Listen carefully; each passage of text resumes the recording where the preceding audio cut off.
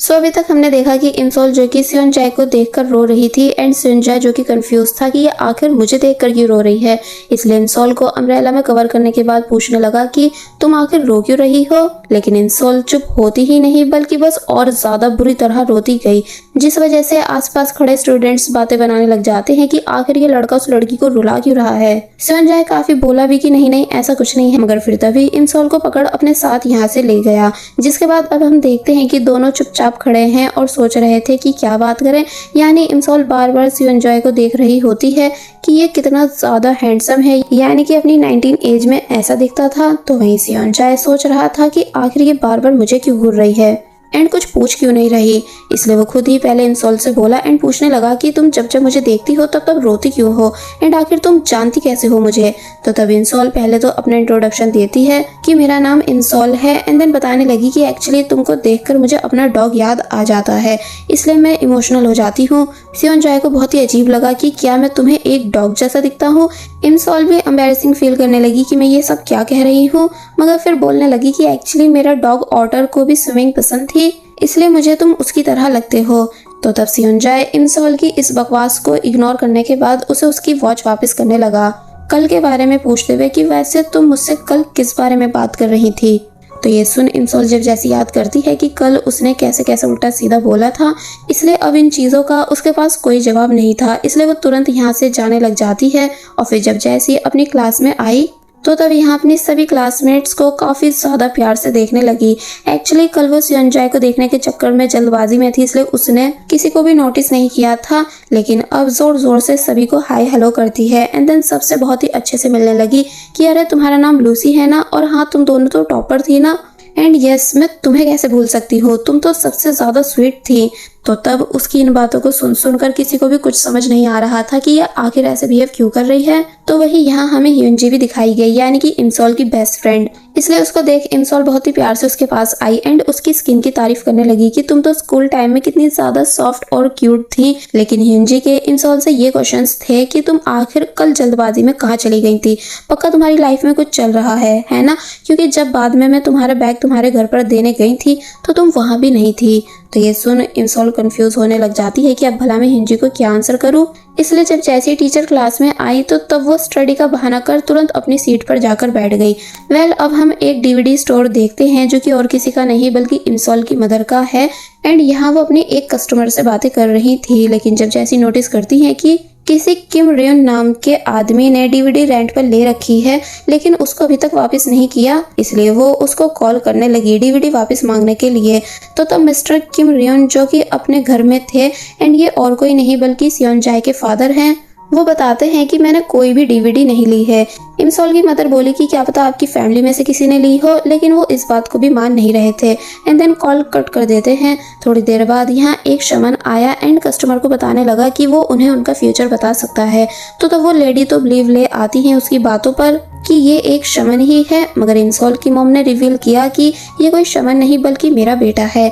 Lady कहती है कि अरे वाह तुम तो बहुत ही अच्छी एक्टिंग करते हो, यानी मुझे बिल्कुल शक नहीं हुआ कि तुम एक्टिंग कर रहे थे, इसका मतलब तुम्हें एक्टिंग लाइन चूज करनी चाहिए। तो ये सुन इंसोल का भाई तो बहुत ही ज्यादा खुश होने लगा कि क्या सच में मैं एक अच्छा एक्टर बन सकता हूँ। लेकिन मदर उसको डांट कर भगा देती है एंड कहने लगी कि चुपचाप जाओ और स्टडी करो। नेक्स्ट सीन में हम फिर से इंसोल को देखते हैं जो कि ध्यान से वॉच को देख रही है एंड फाइनली सब चीजों को नोटिस करने के बाद अंदाजा लगा लेती है कि कहीं मैंने टाइम ट्रेवल तो नहीं कर लिया, क्योंकि इस वॉच को रोकते ही सब रुक गया था एंड मैं यहाँ पर आ गई थी। इसलिए क्या मुझे दोबारा से बटन को प्रेस करना चाहिए ताकि फिर मैं वापस अपने घर जा सकूं। लेकिन एक मिनट, मैं ऐसा नहीं कर सकती हूँ, क्योंकि अगर मैं यहाँ से चली गई तो फिर मैं सियोनजाए को बचा नहीं पाऊंगी, यानी मुझे यहाँ रुक कर उसे प्रोटेक्ट करना चाहिए उसके पास्ट को चेंज करके। और मेरी टीचर जो कि इंसोल का नाम पुकार रही होती है, लेकिन इंसोल सुन ही नहीं रही थी। इसलिए ह्यूनजी ने जब जैसे उसको पीछे से पुश किया तो तब बटन गलती से प्रेस हो गया, इसलिए इंसोल बहुत बुरी तरह डर गई एंड अपना हेड डाउन कर लेती है, क्योंकि उसे लगता है कि वो वापस से प्रेजेंट में आने वाली है। लेकिन ऐसा होता ही नहीं है, बल्कि क्लासमेट्स उसे घूरने लगे कि इसे हो क्या गया है।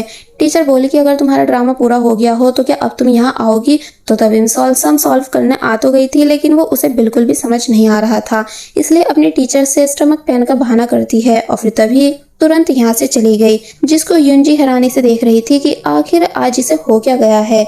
वेल अब हम देखते हैं कि इमसॉल खुशी से भागते भागते एक बार फिर बॉयज की बिल्डिंग में आई एंड सियोनजाए को दूर से प्रैक्टिस करते हुए देखकर बहुत ही ज्यादा खुश होने लगी कि वाह सियोनजाए कितना ज्यादा हैंडसम एंड हॉट है।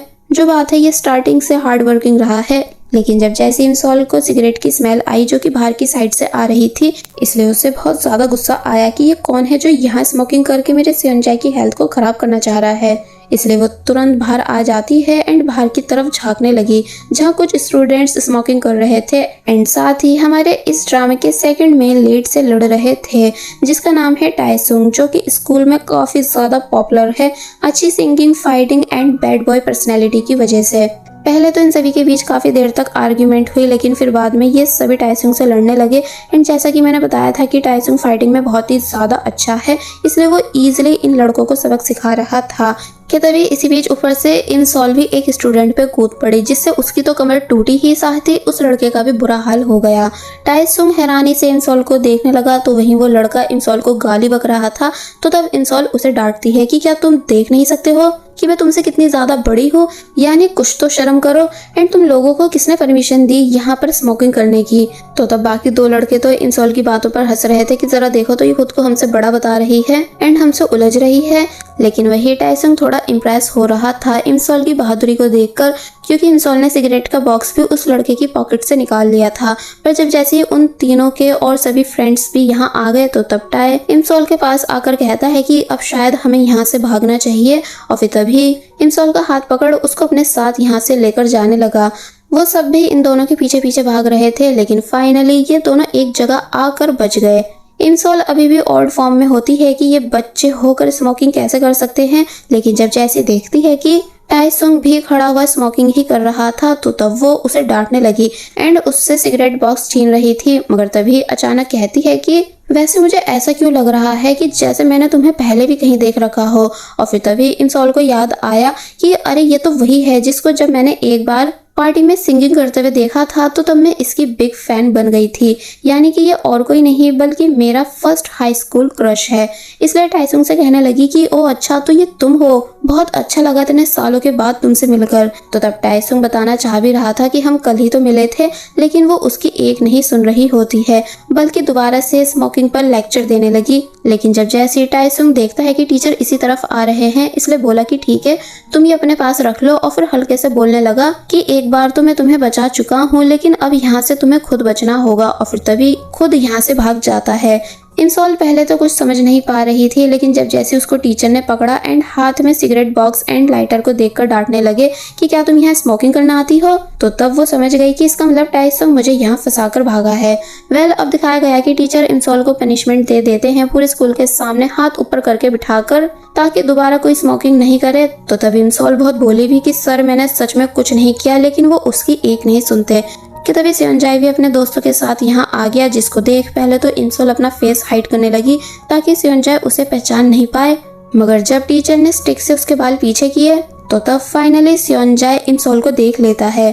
टीचर बोले कि मैं तुम्हें कैमरे में से देख रहा हूँ इसलिए भागने की सोचना मत, और फिर जब जैसे चले गए तो तब सियोनजाए इमसॉल के पास आया एंड सिगरेट बॉक्स और लाइटर को उसके हाथ से ले लेता है, ये पूछते हुए कि तुम कब से स्मोकिंग कर रही हो, मुझे उम्मीद नहीं थी कि तुम ऐसा भी कुछ करती होंगी। तो तब इमसॉल काफी बोली भी कि नहीं ऐसा नहीं है, यानी कि हाँ माना कि मैं कभी कभी ड्रिंक कर लेती हूँ जब जब उदास होती हूँ, पर सिगरेट कभी नहीं पीती। और फिर तभी चुप हो गई क्योंकि उसने अपनी और ज्यादा इमेज खराब कर ली थी पास्ट में फ्यूचर की बातों को बताकर। ड्रिंक का सुनते ही सियोनजाए यहाँ से जाने लगा एंड इमसॉल के रुकाने पर भी नहीं रुक रहा था, मगर फिर रुक कर कहने लगा कि वैसे यहाँ का कैमरा खराब है इसलिए तुम चाहो तो यहाँ से जा सकती हो, और फिर तभी खुद भी चला गया, जिस वजह से इमसॉल को बहुत ही ज्यादा अफसोस हुआ क्योंकि उसने अपनी बातों से सियोनजाए को खुद से दूर कर दिया था। वेल अब हम देखते हैं कि इमसॉल जो कि वापस जा रही होती है कि तभी उसको टाइसुंग रोकता है एंड पूछने लगा कि मेरा लाइटर कहाँ है, मैं उसी के लिए तुम्हारे आने का वेट कर रहा था। तो तब इमसॉल बोले कि मैंने वो फेंक दिया एंड मुझको नहीं पता था कि तुम रियल लाइफ में इतने बुरे इंसान हो जो मुझे अकेला छोड़कर भाग गए। टाइसुंग कहता है कि पर मैंने तो तुम्हारे आने का वेट किया था, तुम खुद ही उस जगह से नहीं भागी। तो तब इमसॉल बोली कि हट जाओ मेरे सामने से, मुझे तुमसे कोई बात नहीं करनी है। तो ये सुन टाइसुंग इमसॉल के धीरे धीरे क्लोज आने लगा एंड समझाता है कि दूसरों को प्रोटेक्ट करने से अच्छा होता है पहले खुद को प्रोटेक्ट करना। स्पेशली तब जब तुम नोटिस करो कि लोग ज्यादा हैं। इसलिए हमेशा इस बात को याद रखना। और फिर जब जैसी चला गया तो तब उसके जाते ही एक बुली गर्ल यहाँ आई, टाइसोंग को ढूंढते हुए, एंड इमसॉल से सामने से हटने के लिए कह रही होती है, जबकि और भी जगह थी निकलने की। इसलिए इमसॉल हटी नहीं तो तब उसको उस लड़की ने जोर से धक्का मारा। इमसॉल पूछती है कि भला ये क्या बदतमीजी है, तो तब वो लड़की इमसॉल के पास आई एंड इमसॉल से नीचे झुकने के लिए बोलने लगी। उसके साथ 2 और लड़कियां भी होती हैं इमसॉल को डराने के लिए। तो तब इमसॉल को टाइसोंग की बातें याद आई कि हमें खुद को प्रोटेक्ट करना चाहिए। इसलिए वो चुपचाप नीचे बैठ जाती है एंड अपनी शूज लेस बांधने लगी। उन लड़कियों को लगा कि हमने इसे डरा दिया है, इसलिए वो यहाँ से चली गई। तो तब उनके जाते ही इमसॉल बोलती है कि ये लड़कियां वाकई में बहुत स्कैरी थी। अब नेक्स्ट सीन में हम देखते हैं कि इमसॉल जो कि ह्यूनजी के साथ लंच करने आई हुई थी, तो तब यहाँ ह्यूनजी पूछती है कि तुम आखिर आजकल इतना वियर्ड बिहेव क्यों कर रही हो। तो तब इमसॉल इस चीज का तो कोई आंसर नहीं देती, बल्कि पूछने लगी कि अगर किसी लड़के को खुद के लिए अट्रैक्ट करना हो, यानी ताकि फिर वो हमें लाइक करने लगे, तो इसके लिए हमें क्या करना चाहिए।